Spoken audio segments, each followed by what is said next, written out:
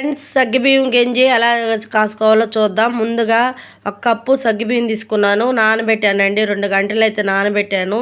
ఈ నానబెట్టిన సగ్గుబియ్యము కడిగి పక్కన పెట్టుకొని ఇట్లా నానిన తర్వాత ఈ విధంగా వచ్చేట్టుగా నానాల. సగ్గుబియ్యం ఇట్లా అంతే కూడా మెత్తగా వస్తున్నాయి చూడండి. ఇప్పుడు ఎండలు ఎక్కువ ఉన్నాయి కాబట్టి సగ్గుబియ్యము ఇలా చేసుకొని తాగితే వేడి అనేది తగ్గిపోతుంది. ఇవి నానబెట్టిన సగ్గుబియ్యం అయితే కుక్కర్లో పోసుకొని 2 గ్లాసులు వాటర్ పోసాను. ఎందుకంటే కొంచెం వాటర్ ఉంటేనే బాగుంటుంది, గింజి కూడా బాగా ఎక్కువ వస్తుంది.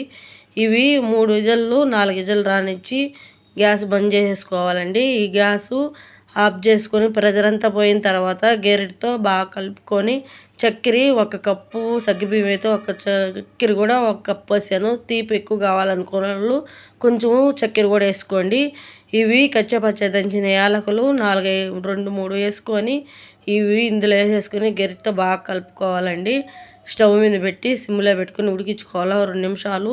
తర్వాత పాలు కాసి చల్లారి పెట్టాను. ఈ పాలు కూడా ఇందులో పోసేసుకొని బాగా 1 నిమిషం పాటు స్టవ్ మీద ఉంచుకొని ఈ విధంగా అయితే గెరిటితో బాగా కలుపుకోవాలండి. అంతే, రెడీ అయిపోయింది.